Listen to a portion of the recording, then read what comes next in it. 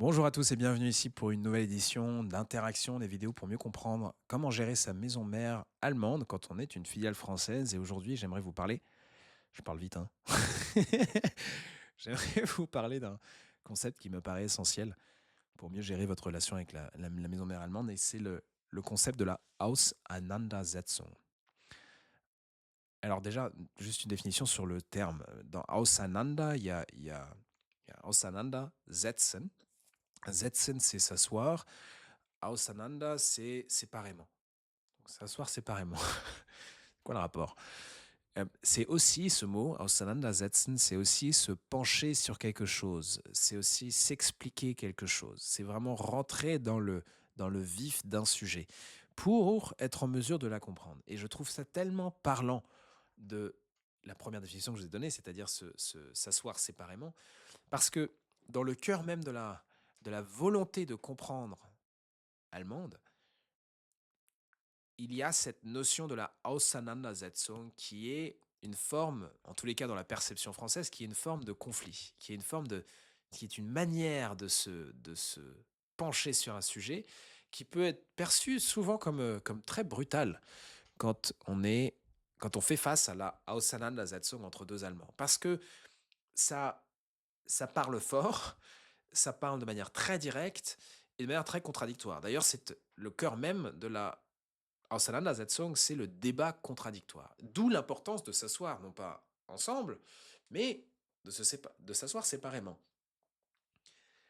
Alors, il y a plein de choses ici, il y a plein de choses qui se passent, et c'est passionnant. Mais déjà, la première chose, c'est, et je vais utiliser un peu la logique mathématique, je l'ai déjà dit dans une autre vidéo, la logique allemande, c'est une logique mathématique. C'est une logique, si vous repensez un peu à vos études, que ce soit à l'école ou les études supérieures, peu importe, la logique mathématique est une logique démonstrative. Nous partons d'un postulat et nous devions ensuite résoudre un problème en démontrant la pensée que nous avions, donc le cheminement logique, pour arriver à un résultat. Et d'ailleurs, en fonction du domaine de définition dans lequel nous nous trouvons, le résultat est un résultat qui est unique. Il y a le bon résultat, il n'y en a pas plusieurs, il y a un bon résultat.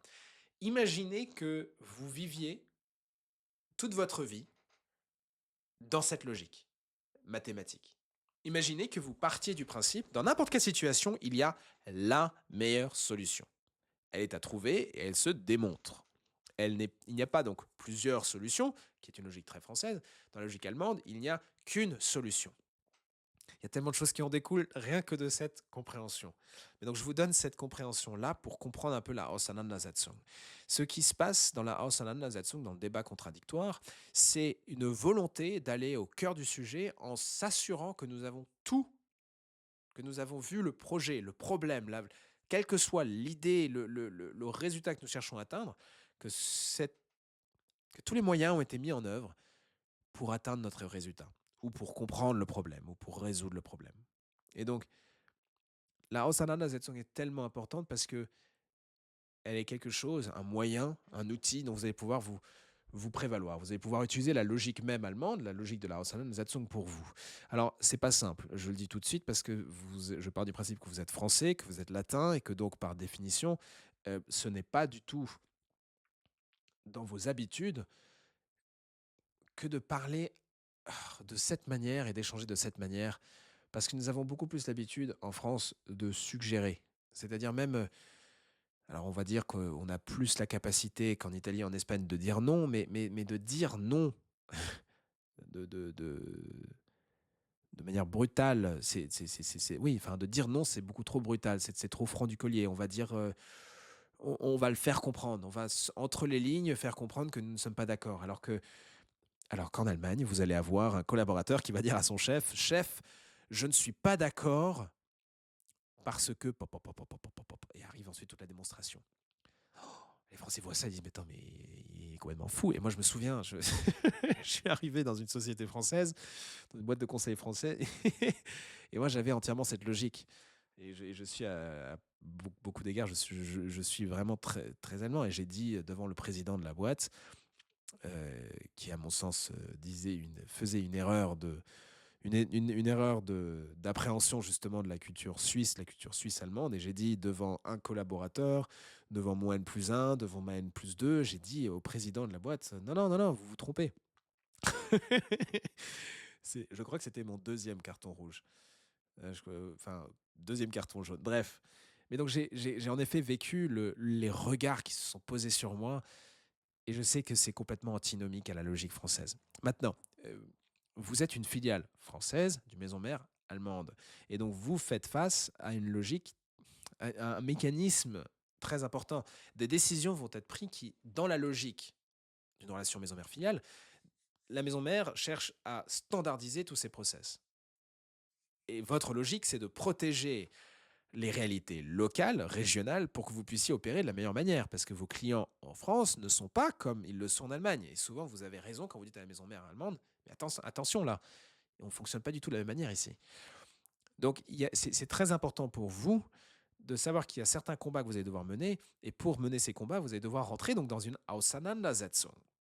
Et dans cette Auseinandersetzung, on ne va donc pas, et je l'ai dit à un moment dans une autre vidéo, je vous ai posé la question de réfléchir. Dans quelle mesure est-ce que vous suggérez, ou est-ce que vous démontrez?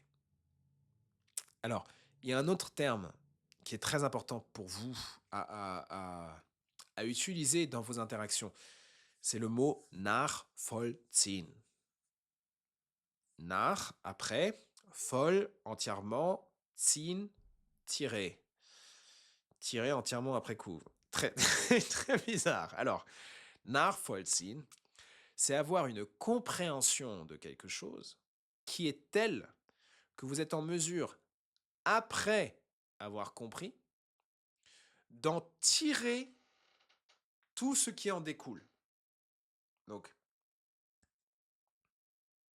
l'exemple le plus parlant que j'ai appris de mon mentor dans l'interculturel, qui disait très bien, qui mettait bien en exergue la différence, comment est-ce que devant un lac, vous allez avoir un panneau, en France et en Allemagne, la même chose, il va y avoir un panneau qui explique qu'il est interdit de nourrir les poissons. Bon. En France, vous allez avoir, il est interdit de nourrir les poissons, point. Ou peut-être, oui, enfin, à mon sens, dans ce que j'ai vu, c'est tout, il y a peut-être 2-3 informations supplémentaires, surtout le code pénal. En Allemagne, vous allez avoir, il est interdit de nourrir les poissons. Voilà. Et maintenant vient parce que. Et s'ensuit une explication très détaillée sur le lien logique entre le moment où l'enfant va nourrir, jeter du pain dans le lac, ce qui va se passer avec le pain qui va tomber au fond, qui va pourrir, qui va être mangé par les poissons, qui vont donc se nourrir de choses qui sont pourries. Donc le poisson va lui-même mourir, vont remonter à la surface parce qu'un poisson mort flotte, donc les oiseaux vont manger le poisson pourri et eux-mêmes mourir du fait qu'ils aient mangé un poisson pourri et ainsi de suite. Donc avec un dessin qui montre bien la suite logique de l'un à l'autre. La grande différence entre l'un et l'autre, vous allez me dire, si on va à l'essentiel, logique française, si on va à l'essentiel, l'information est la même chose. On arrive à la même conclusion, il est interdit de nourrir les poissons. Mais la différence, c'est que l'enfant allemand qui voit donc la logique, qui l'on démontre en fait le lien logique, d'où la décision, il va comprendre en profondeur pourquoi c'est interdit, pourquoi cela fait du sens, et il va être lui-même en mesure de l'expliquer à d'autres personnes. C'est-à-dire, il va après coup, donc nachvollziehen, ça veut dire qu'il va être après coup en mesure d'expliquer aux autres pourquoi il n'est pas bon de nourrir les poissons. Je reviens maintenant au cas, pour vous, vous êtes donc avec votre relation avec votre maison mère allemande. Dans la Auseinandersetzung, qu'est-ce qui doit se passer? Les uns et les autres qui se auseinandersetzen, qui s'assient donc à deux bords différents, si vous voulez, qui regardent, qui sont assis en face à face pour illuminer ce sujet, là, le microphone qui est en face de moi, de tous les côtés, les deux doivent comprendre le sujet de telle manière qu'ils soient ensuite en mesure d'aller revoir leur équipe et expliquer en profondeur, donc répondre à toutes les questions auxquelles les équipes vont faire face. Donc ils vont faire face, pardon, à des questions provenant de leur équipe et ils vont devoir être en mesure de répondre à toutes ces questions. Donc le degré de détail, le degré de compréhension qui est demandé en Allemagne il est décuplé par rapport au degré d'information dont vous avez besoin. Pourquoi? Parce que en France, on va y aller d'abord globalement. Alors, le mot qui est probablement le plus souvent dit dans la langue française, c'est globalement. Comment vas-tu? Globalement, ça va. Comment s'est passé le projet? Bah, globalement, ça allait.